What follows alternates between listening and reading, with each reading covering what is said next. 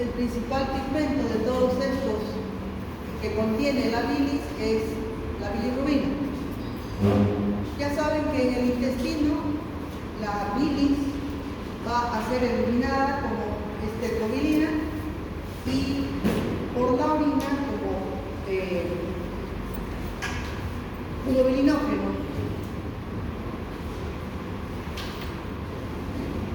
Todo esto es sintetizado en este complejo sistema que es el funcionamiento del hígado como tal, las células que lo componen, los hepatocitos, que van a cumplir una función metabólica importante al mismo tiempo que van a producir bilis y van a desembocar la bilis con todos sus compuestos para que gran parte del proceso digestivo se pueda llevar a cabo.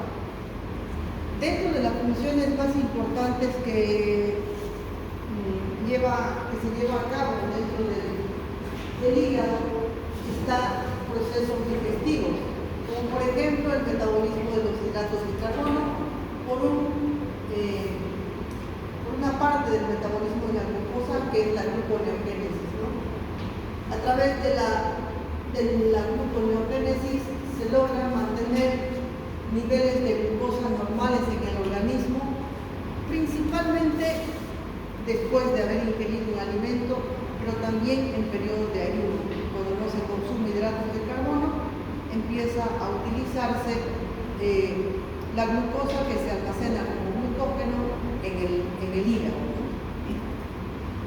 Tiene que ver también en el metabolismo de los lípidos, porque los hepatocitos almacenan triglicéridos, degradan los ácidos grasos, sintetizan a partir de estas sustancias las lipoproteínas. Las lipoproteínas son las encargadas de transportar los triglicéridos y el colesterol. Es decir, que los triglicéridos y el colesterol no transitan libremente por el torrente sanguíneo, sino que van siempre unidas a las lipoproteínas. También tiene que ver con el metabolismo proteico, porque los hepatocitos cumplen una función fundamental en el metabolismo de las proteínas y los aminoácidos. ¿Por qué? Porque van a desaminar, van a quitar la porción amina a los aminoácidos. Esta porción amina puede utilizarse en el metabolismo, en la producción de ATP, o ser convertidos en hidratos de carbono o en grasas. También sintetizan a partir de las proteínas. Los hepatocitos son importantes, fundamentales en sintetizar diferentes proteínas plasmáticas, como las globulinas, la albúmina, como principal proteína que forma el hígado, factores que intervienen en la coagulación sanguínea, como la protrombina y el glutatión. Proteínas que en otro lado no se sintetizan, solamente en el hígado. Además, en el hígado se producen diferentes pasos metabólicos para el procesamiento de fármacos y hormonas. Muchos fármacos pasan por el hígado para poder liberar su metabolito activo que cumpla una función en el organismo. Pero además también muchas hormonas, como por ejemplo los estrógenos, van a ir a metabolizarse en el hígado. De ahí que cuando hay un trastorno hepático, muchos fármacos están contraindicados y asimismo muchas hormonas sufren un desequilibrio, como hemos visto en una diapositiva, caracterizaba al paciente que tiene insuficiencia hepática con características ginecoides. ¿Por qué? Porque se deja de metabolizar los estrógenos y estos se acumulan produciendo una feminización del paciente que tiene cirrosis hepática. Y por último también tiene que ver con la excreción de bilirrubina, por supuesto. La bilirrubina que contiene pigmentos biliares, sales biliares que intervienen en el metabolismo nivel, en la digestión a nivel del intestino. Entonces, cuando hay una alteración en el hígado, cualquiera sea el mecanismo de lesión que afecte el hígado, se va a alterar todas estas funciones. Por lo tanto, habrá una mala síntesis proteica, habrá una alteración en el metabolismo de proteínas plasmáticas, como entre ellas principalmente la albúmina, pero también, muy importante, la proteína, el bilirrubina. Muy importante, proteínas plasmáticas como las alfa-globalinas, que intervienen en nuestro sistema inmunológico. Se altera entonces la síntesis de aminoácidos, el metabolismo de aminoácidos, deja de haber la deaminación de los aminoácidos y por lo tanto esta sustancia se acumula, produciendo toxicidad. Se altera el metabolismo de las grasas, se altera el metabolismo de la glucosa, de los carbohidratos. Hay una alteración también en la fagocitosis. Ustedes saben que en el hígado están las células, los monocitos que se transforman en células de Kupffer, ¿no? Se altera también la fagocitosis a través de las células de Kupffer. Se altera la biotransformación de diferentes sustancias y se altera la síntesis biliar.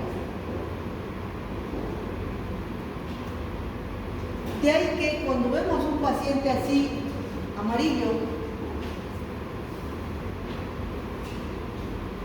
pensamos que ese paciente tiene una ictericia.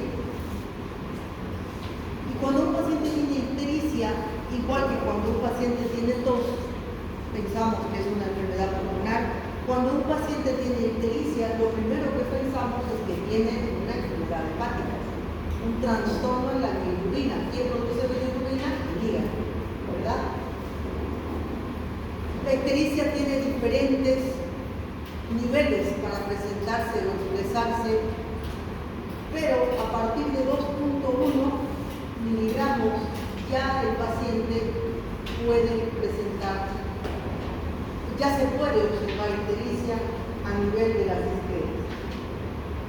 Entonces, la ictericia es la coloración amarillenta de la piel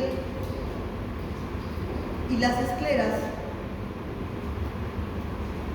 que se produce por una acumulación de bilirrubina. Este es un paciente francamente ictérico, indudablemente está ictérico. Debe tener 8, 9 de bilirrubina. Cuando un paciente tiene 2.1, 2.5, la piel no va a ser amarilla. ¿Dónde vamos a buscar ictericia? En las escleras. Por encima de eso ya uno puede ir viendo con buen ojo clínico la pigmentación amarillenta de la piel. De aquí que las ictericias, igual que la insuficiencia renal aguda, se clasifiquen de acuerdo a dónde se encuentra la alteración que está llevando a un acúmulo de bilirrubina. Nosotros sabemos que bilirrubina hay dentro de los glóbulos rojos. La produce el hígado y se excreta a través de la bilis. Entonces, si un paciente está ictérico, tendremos que ver estos tres niveles: glóbulos rojos, hígado y vías excretoras. Clasificando de esta manera las ictericias en prehepática, hepática y posthepática. Si ustedes se acuerdan, en el metabolismo de la bilirrubina, al destruirse los glóbulos rojos, liberan ¿qué? Hemoglobina. Y la hemoglobina tiene dos componentes, ¿verdad?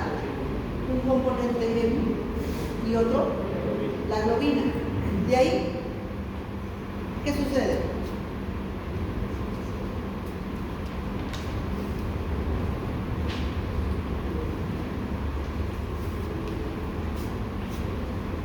la globina qué es? ¿Es una proteína o es un pigmento?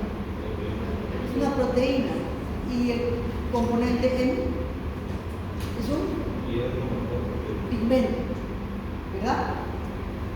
Entonces tiene que ir hasta el hígado como bilirrubina indirecta o no conjugada. Entonces, cuando hacemos una cuantificación de las bilirrubinas, tenemos la bilirrubina indirecta, que es la que libera la lisis de los glóbulos rojos.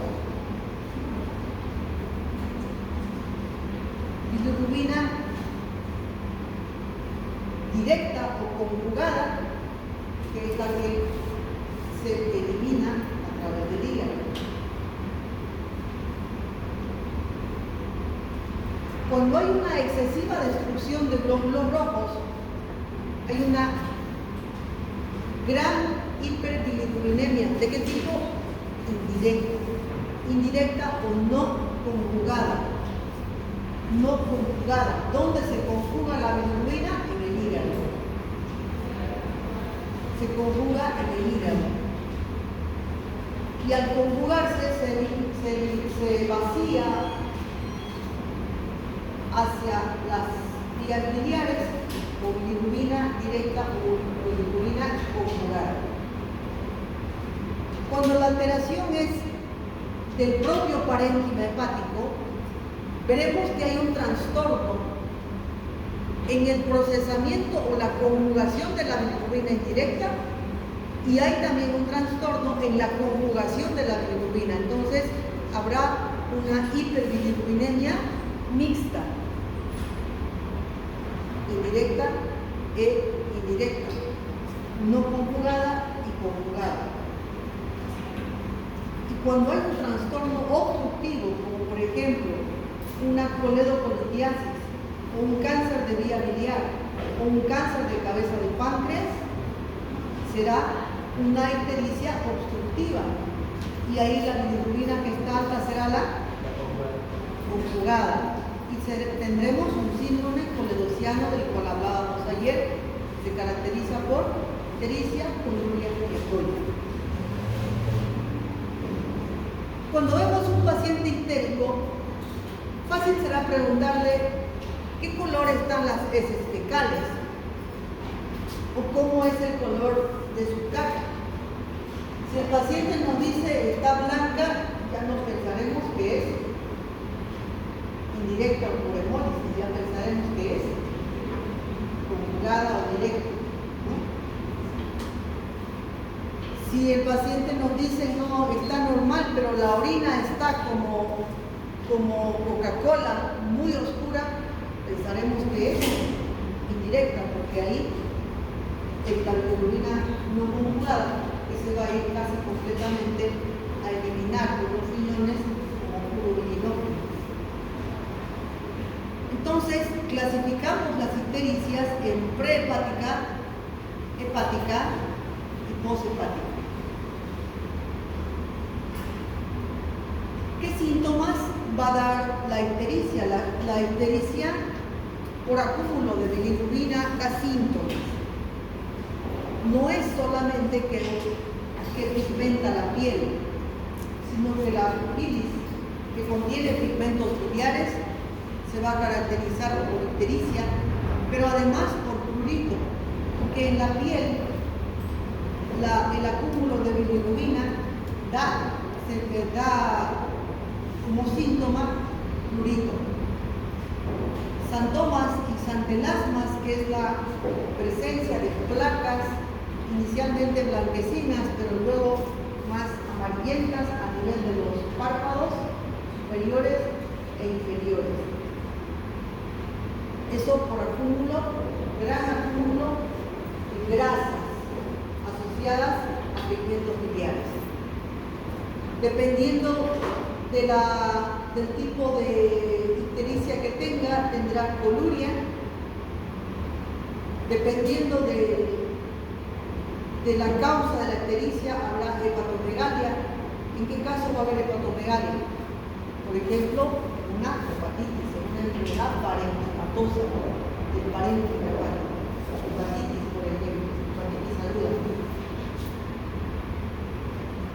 Por disminución de la bilis o ausencia de bilis a nivel intestinal, habrá síntomas de mala absorción, esteatorrea, que ya saben qué significa, trastornos relacionados al déficit de vitaminas liposolubles que no se van a absorber, ADEK, trastornos óseos, hipocolia, que es la hipopigmentación de las heces, o acolia, que es la ausencia de pigmentación de las heces.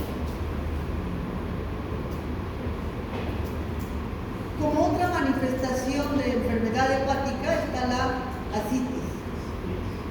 La ascitis, nosotros sabemos que es la acumulación de líquido en la cavidad peritoneal. Pero cuando hay ascitis, claro, pensamos en un problema hepático, pero no es exclusivamente hepático, de causa hepática. Una insuficiencia cardíaca puede dar ascitis, un síndrome nefrótico puede dar ascitis. Pero una enfermedad hepática sí da ascitis. Entonces la ascitis es una manifestación frente a la cual nosotros estamos obligados a ver enfermedad hepática. ¿Por qué? Porque el hígado es el encargado de producir proteínas, principalmente albúmina. Si no hay albúmina, hay aparición de ascitis. Esas son todas las causas que pueden dar lugar a ascitis, pero entre ellas el 80% de las ascitis, fíjense, será de causa hepática. Entonces, la ascitis no es un signo exclusivamente hepático, pero en un 80% sí es hepático.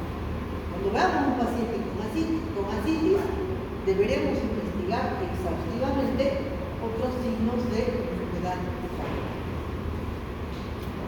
Factores que determinan la ascitis, esto ya lo hemos visto, el incremento de la presión en la enfermedad hepática, un incremento de la presión portal, hemos visto cuando revisábamos hipertensión portal, hay un aumento en la resistencia al flujo sanguíneo portal y por lo tanto aumento en la presión a nivel de los vasos esplácnicos y escape de líquido a la cavidad abdominal.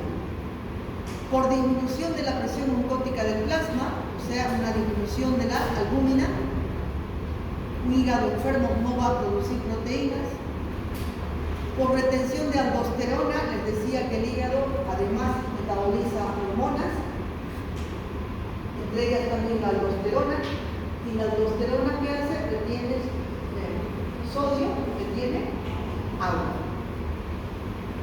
Aumento del flujo linfático y aumento de la hormona antidiurética por activación del mecanismo renina-angiotensina-aldosterona y por disminución del volumen plasmático debido a la disminución de la presión mucótica del plasma, también hay un aumento en la hormona antidiurética.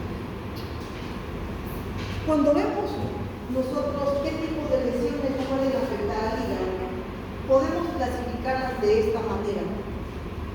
El hígado va a ser afectado o por procesos inflamatorios, como por ejemplo una hepatitis de cualquier tipo, habitualmente viral, pero puede ser alcohólica, puede ser medicamentosa, puede ser tóxica por algunas sustancias que el paciente ingiera, como por ejemplo herbicidas, órganos fosforados. El hígado va a responder con fibrosis después de la inflamación. Hay fibrosis porque tiene gran capacidad de producción de tejido fibroelástico. También el hígado es capaz de regenerarse, tiene una gran capacidad de regeneración y es por eso que se puede hacer trasplante hepático, ¿no? En personas que reciben trasplante hepático no es que reciben todo el hígado, reciben un pedazo de hígado. Y ese hígado es capaz de cumplir sus funciones, regenerarse y cumplir sus funciones. Y también el hígado va a responder a una lesión crónica persistente con cirrosis. Las causas que pueden afectar al hígado están diferentes tipos de infecciones, virus que tienen afinidad con el parénquima hepático, como por ejemplo el virus del dengue, y los virus específicos de la hepatitis A, B, C y otras hepatitis como la D y la E. Tóxicos como el alcohol o fármacos, por ejemplo inmunosupresores como el metotrexate u otros fármacos también que son hepatotóxicos, entre ellos el famoso el paracetamol. Y también trastornos metabólicos, entre ellos el hígado graso, que actualmente cada vez más se habla de hígado graso.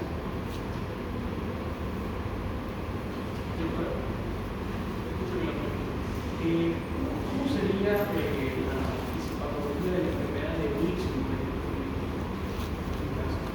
La enfermedad de Wilson es por acúmulo de cobre. Sí. No recuerdo bien, pero es un trastorno genético en el cual el paciente no tiene un adecuado metabolismo de hierro, no forma adecuadamente glóbulos rojos, se le hacen transfusiones repetidas y hace acúmulo de cobre en el hígado. Sí, porque yo recuerdo que terminaba afectando hasta la parte del uso del paciente. Claro, cualquier patología hepática que determine insuficiencia hepática va a terminar dando alteraciones neurológicas, que vamos a ver luego. Dentro de las inflamaciones de los procesos inflamatorios del hígado están los procesos agudos, que están dentro de lo que se llama hepatitis, las hepatitis agudas. Dentro de las hepatitis agudas, entonces vamos a ver que en concepto es una inflamación que se presenta de forma rápida de todos los hepatocitos.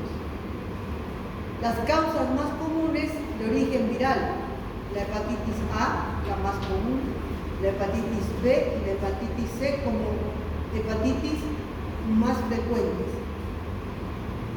Fármacos como el paracetamol y tóxicos como el alcohol pueden ser causantes de una respuesta inflamatoria aguda en el hígado. Fisiopatológicamente va a haber un daño directo de los hepatocitos, ya sea por tóxicos como el paracetamol, va a haber una respuesta inmunológica, una activación del sistema inmunológico por la presencia de fragmentos virales, en el caso de la hepatitis A, B o C. Va a haber un reconocimiento antigénico y una respuesta inmunológica en la cual participan tanto la inmunidad innata en primera instancia y luego la inmunidad específica con los linfocitos T y los linfocitos B. Y alteración en el flujo biliar. Cualquier trastorno que altere la función de los hepatocitos va a alterar el metabolismo de la bilirrubina. Las manifestaciones clínicas, dependiendo del origen que tenga la hepatitis aguda, va a ser principalmente ictericia. Luego, fatiga, porque el hígado, que se encarga de metabolizar los hidratos de carbono y las proteínas, al dejar de funcionar adecuadamente, produce una sensación de agotamiento extremo, porque no existe una adecuada fuente de proteínas y de glucógeno. Y como hay una inflamación aguda, el hígado, los hepatocitos y todo el intersticio del parénquima hepático se inflaman, se edematizan y el hígado aumenta de tamaño, provocando distensión de la cápsula de Gleason y por lo tanto dolor en el hipocondrio derecho por hepatomegalia. En relación a la hepatitis A, la hepatitis A es provocada por un virus ARN, un ARN virus, y es importante porque es el tipo de hepatitis más común. Muchas veces pasa inclusive desapercibida y afecta principalmente en edades escolares, a los niños hasta los 10 años, es la etapa en que más frecuente es la hepatitis A, o también en aquellos lugares donde hay hacinamiento, cárceles o ancianato, o sea,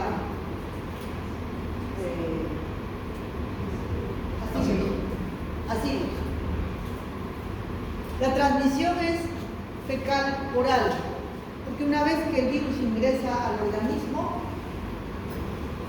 coloniza la parte superior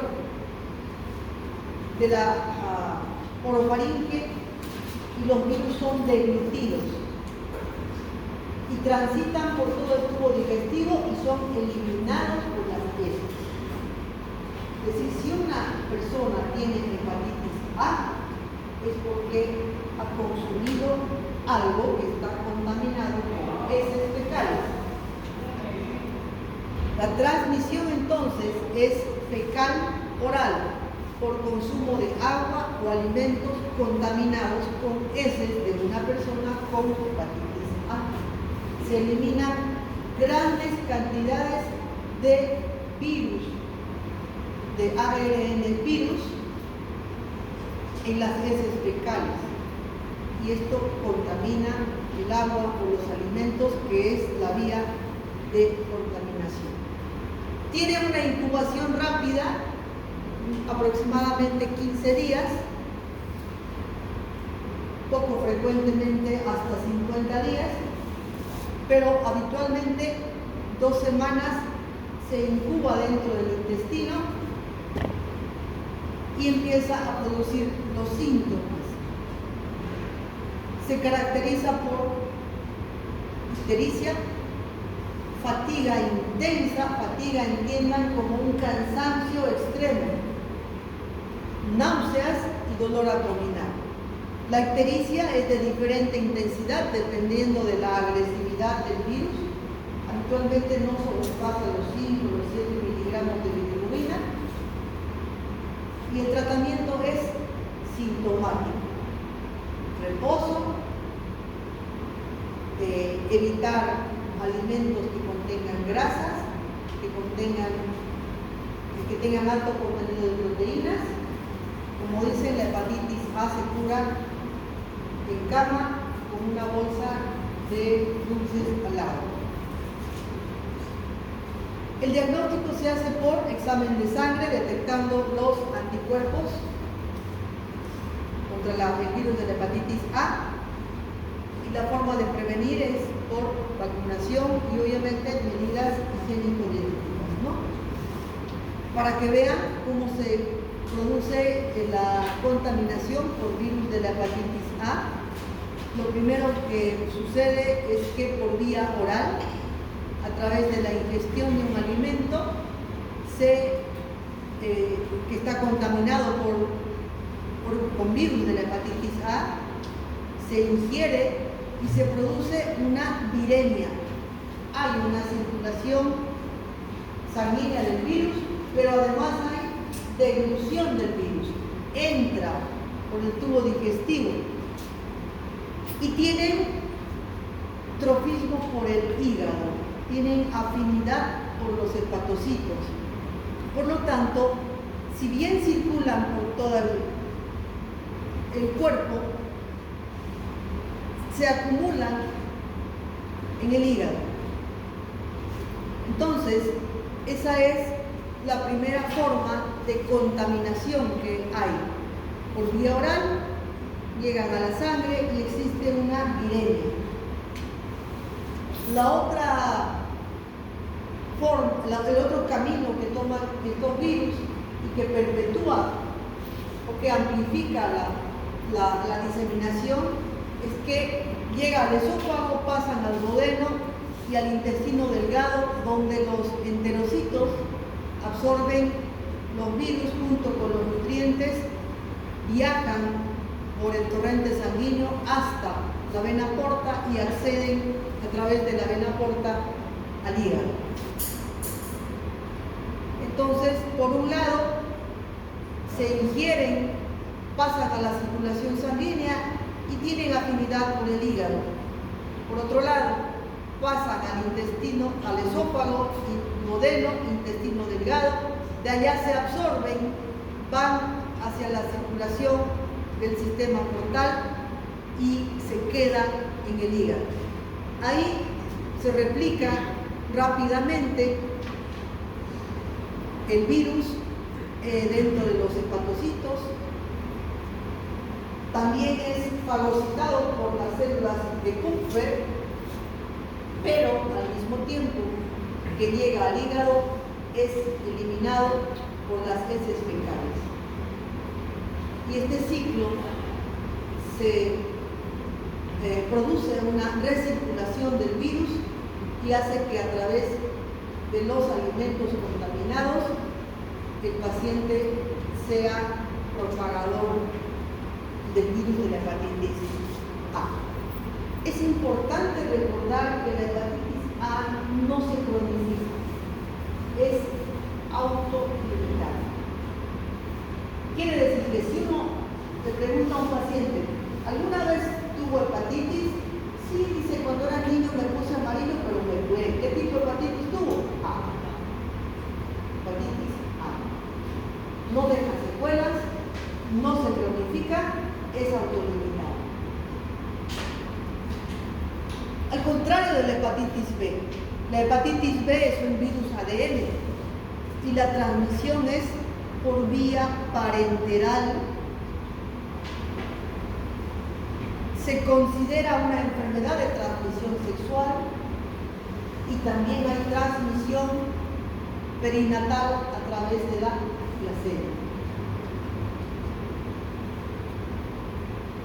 Tiene un periodo de incubación largo, de 30 hasta 180 días, de 1 a 6 meses.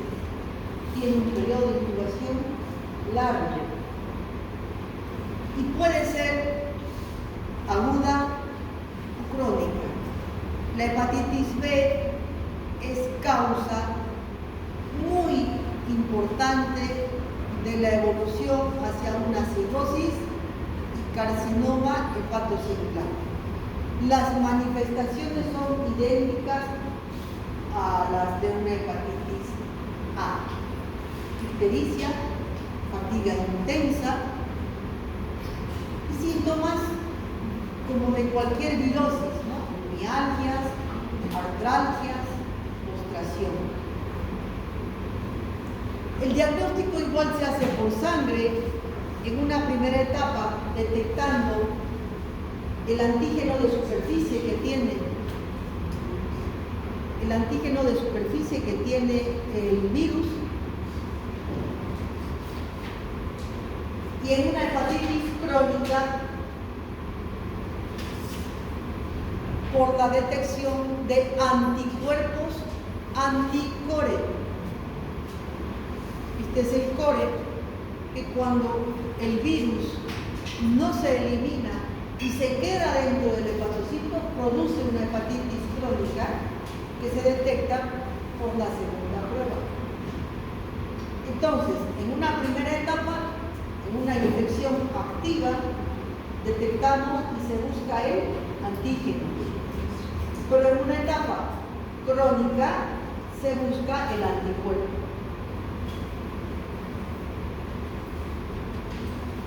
La forma de prevención es a través de la vacunación.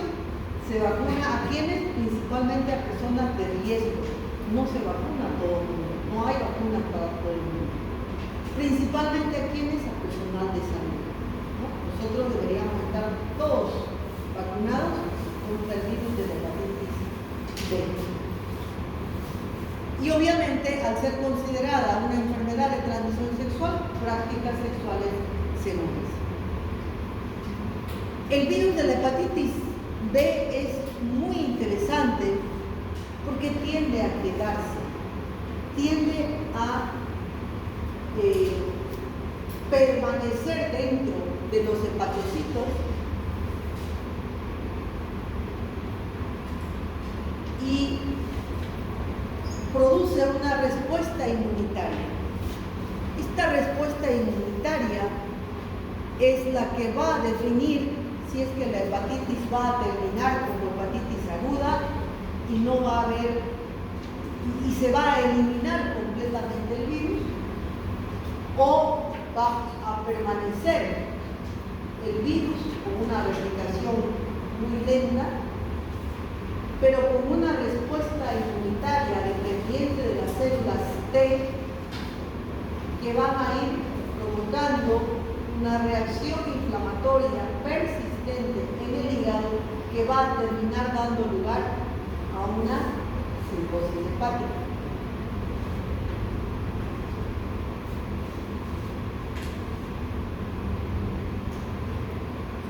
La inmunidad celular, la inmunidad determinada por los linfocitos T y la inflamación que desencadena estos linfocitos son los responsables de que aparezcan los síntomas y de que o se resuelva o se perpetúe la hepatitis B. Cuando hay una respuesta insuficiente de linfocitos T, no se eliminan completamente y la evolución es hacia una hepatitis crónica persistente. Hepatitis crónica persistente, es decir, que la inflamación es constante, de bajo grado, pero constante.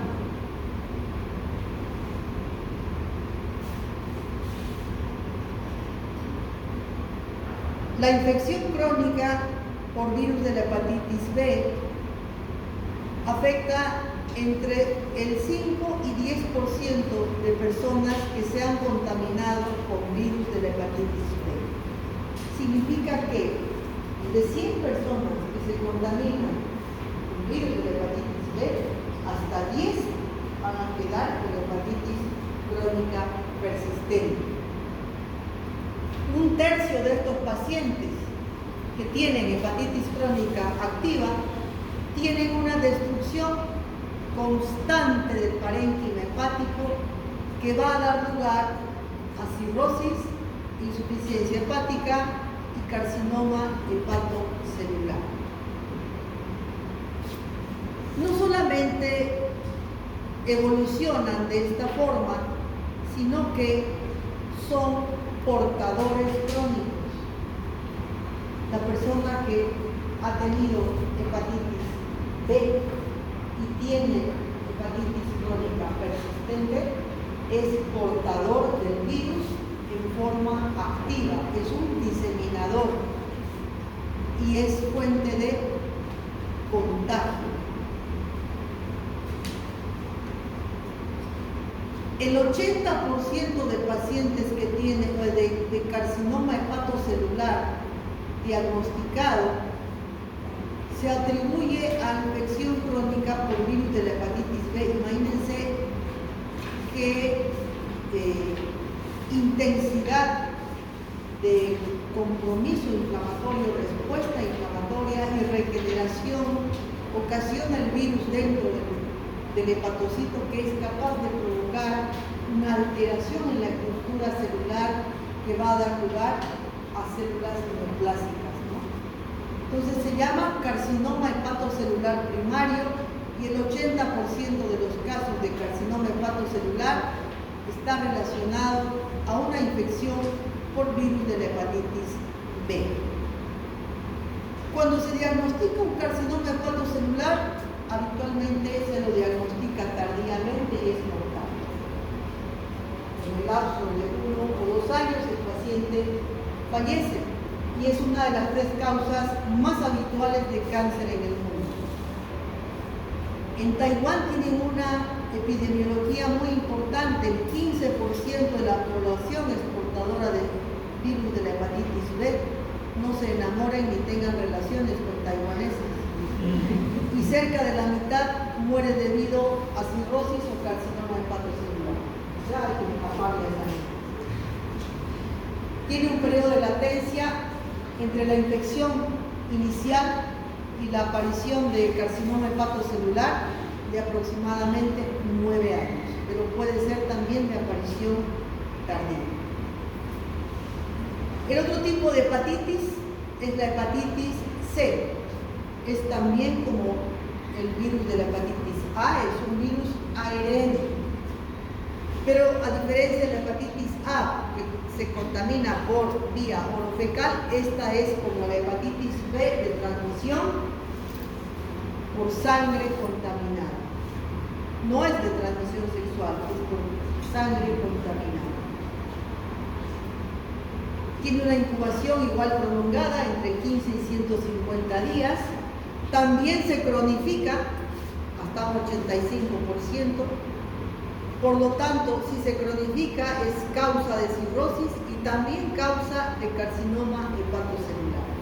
Solamente que es mucho menos frecuente que la hepatitis B. Las manifestaciones clínicas de una hepatitis por virus C es la misma: fatiga, dolor abdominal, ictericia. Se diagnostica también por análisis de sangre. No existe vacuna y lo único que se hace es transfusiones seguras. Transfusiones seguras. La otra forma de manifestación de enfermedad hepática es cuando ya ha transcurrido mucho tiempo y la inflamación da lugar a un proceso de fibrosis, de cicatrización y fibrosis. Y en el hígado, como tiene capacidad de regeneración, se encuentra fibrosis, cicatrización, pero también nódulos de regeneración, que es la característica de un hígado con cirrosis hepática. Pueden ser macronódulos, pero habitualmente, ecográficamente, lo describen como hígado micronodular. La causa más frecuente, la hepatitis B, también la hepatitis C. Pero no nos olvidemos que existen las hepatitis autoinmunes. Ayer veía a una paciente con lupus eritematoso sistémico que tiene como manifestación una hepatitis crónica autoinmune. No es la única causa, hay una hepatitis autoinmune idiopática que se conoce como hepatitis autoinmune también. Fisiopatológicamente, ¿qué sucede? Hay una muerte celular progresiva constante debido a una inflamación persistente. Esta inflamación, como todo proceso inflamatorio persistente, da lugar a fibrosis, a cicatrización. Y una vez que se produce esto, también algunos hepatocitos tienden a la regeneración, empiezan a proliferar. Y como proliferan, algunos de ellos pueden proliferar de forma anormal, de forma anaplástica y dar lugar a la aparición de un carcinoma hepatocelular. La hepatitis crónica es asintomática al inicio. Cuando uno se da cuenta que tiene hepatitis crónica, cuando ya está en una etapa de insuficiencia hepática, cuando ya el paciente empieza a tener ascitis, o cuando el paciente tiene hemorragia digestiva por varices esofágicas. Y eso da lugar a la aparición entonces de cirrosis hepática. Un hígado cirrótico se va a ver así, con nódulos, micro y macronódulos. Un hígado pequeño con micro y macronódulos. Entonces, ¿qué es la cirrosis? Es la etapa final de una hepatitis crónica, de una lesión, de una agresión crónica del hígado. La etapa final es la cirrosis hepática. De las causas más frecuentes está el alcoholismo crónico como primera causa. Y en segundo lugar, las hepatitis virales. ¿Cuáles? La hepatitis B en primer lugar y la hepatitis C en segundo lugar. Y actualmente se sabe que el hígado graso no alcohólico evoluciona como un proceso inflamatorio crónico del hígado hacia cirrosis hepática, conocida como hígado graso no alcohólico y cirrosis por hígado graso no alcohólico. Fisiopatológicamente, la injuria crónica, el daño crónico, desencadena fibrosis y destrucción del parénquima hepática con pérdida de la función. Cada hepatocito va perdiendo su función y el hígado va perdiendo la capacidad de cumplir todas esas funciones que hemos visto al inicio. Metabolismo de hidratos de carbono, de proteínas, de grasas y de vitaminas que son liposolubles, A, D, E y K. Proteínas importantes como la albúmina, pero proteínas importantes como aquellas que intervienen en el proceso de la coagulación, como la proteína.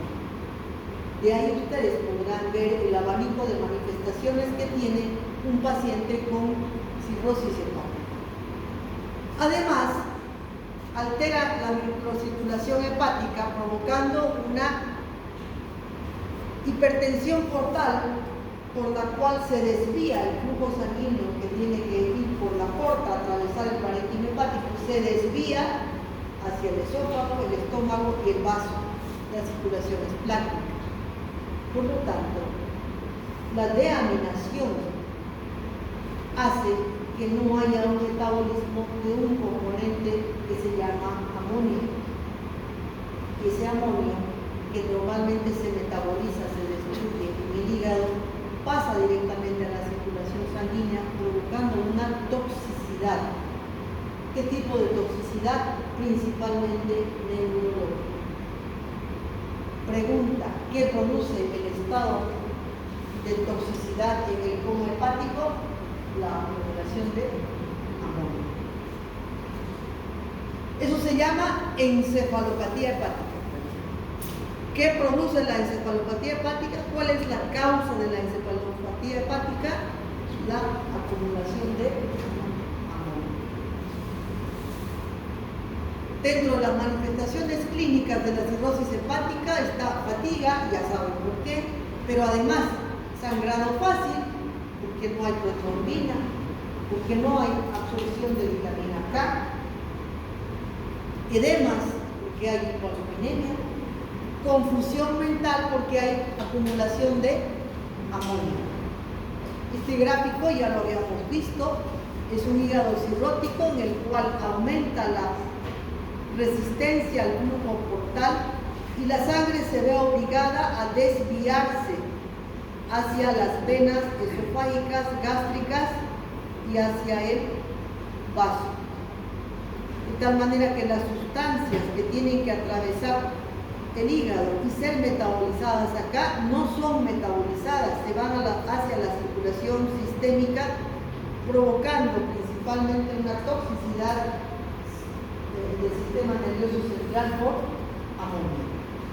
Ya hemos visto también este gráfico que la cirrosis con hipertensión portal va a desarrollar varices esofágicas y esas varices esofágicas con un aumento progresivo del gradiente de presión portal van a dar lugar a la aparición de varices de gran tamaño y riesgo de hemorragia digestiva alta, como ven aquí, este esófago con grandes cordones varicosos. ¿Cuáles son las consecuencias de la hipertensión portal? Entonces, aparición de circulación colateral, ya saben por qué, por la misma hipertensión portal que busca colaterales, no solamente a nivel de esófago, sino también a nivel más superficial. Esplenomegalia, ascitis,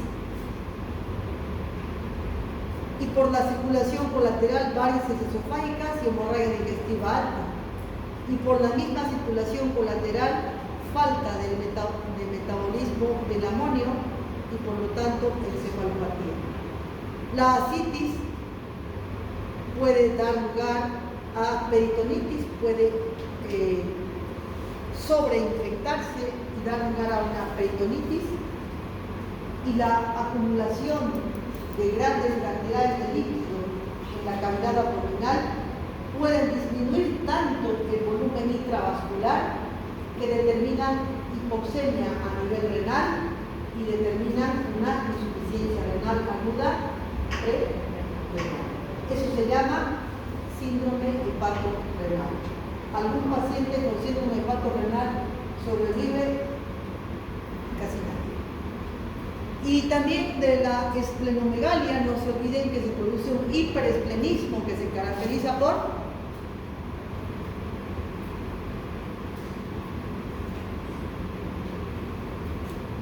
leucopenia, anemia y trombocitopenia.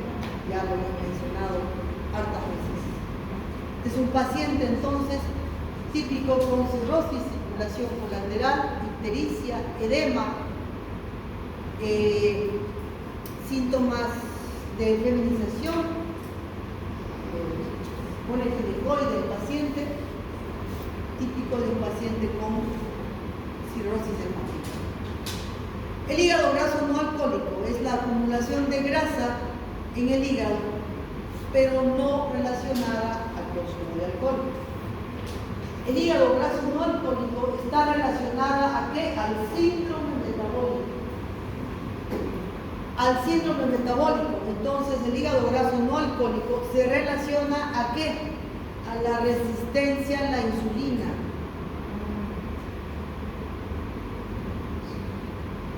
Y como se asocia a la resistencia a la insulina, se asocia también a la obesidad, a la dislipemia y a la diabetes mellitus.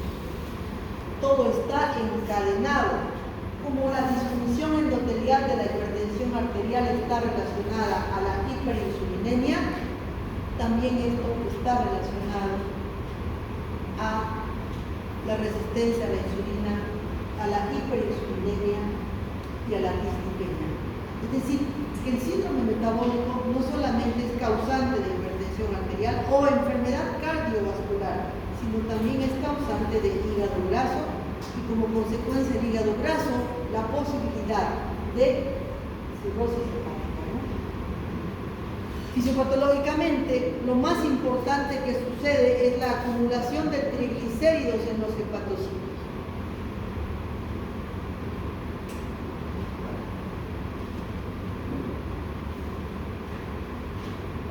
Ustedes saben cómo se calcula el índice de resistencia a la insulina. Eso es bueno que lo sepan porque basta tener un perfil lipídico donde le van a reportar colesterol total, HDL, LDL, VLDL, triglicéridos.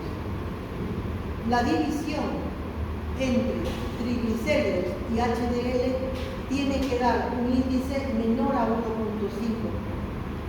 Cuando es mayor a 1.5 hablamos de resistencia a la insulina. Y si es mayor a 3, una franca resistencia a la insulina. Entonces,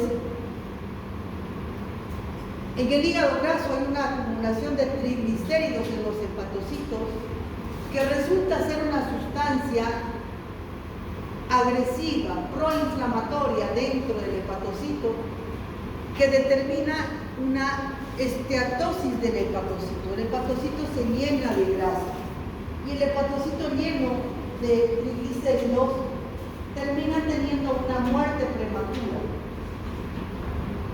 termina teniendo necrosis, lo cual lleva a fibrosis y cirrosis. Lo más importante de todo esto es que es asintomático. Uno ve un perfil lipídico y dice, no, está bien, tome a la dieta, ¿no? O ecográficamente dice hígado graso grado 1, grado 2, grado 3, entonces dice a la dieta, pero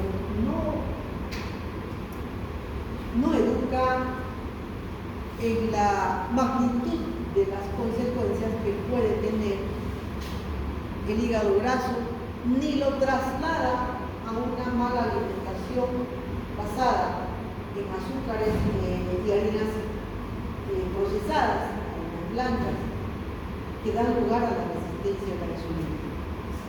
Entonces, la progresión es de un hígado normal a un hígado graso grado 1, grado 2, grado 3 ya con cirrosis, y puede dar lugar entonces a cirrosis o a carcinoma hepatocelular. Todas estas enfermedades que les he mencionado, que terminan dañando de forma crónica al hígado, van a producir insuficiencia hepática. La insuficiencia hepática se manifiesta cuando se ha perdido más del 80% de los hepatocitos y de la función hepática. Ahí recién se va a manifestar. La etiología es cualquiera de las que les he mencionado, que dan lugar a cirrosis. Fisiopatológicamente hay una disminución de la capacidad del hígado para cumplir con todas aquellas funciones que hemos conversado al principio. Hay acumulación de toxinas, entre ellas ¿cuál? El amonio, trastornos metabólicos, ¿cuál? Relacionado a la gluconeogénesis, y coagulopatías relacionadas ¿a qué? A la mala absorción de vitamina K y la ausencia en la producción de proteína. Los síntomas entonces serán la encefalopatía por amonio, coagulopatía, ictericia e insuficiencia nutricional. Con esto acabamos los temas del tercer parcial y su examen va a ser de este miércoles que viene al próximo miércoles.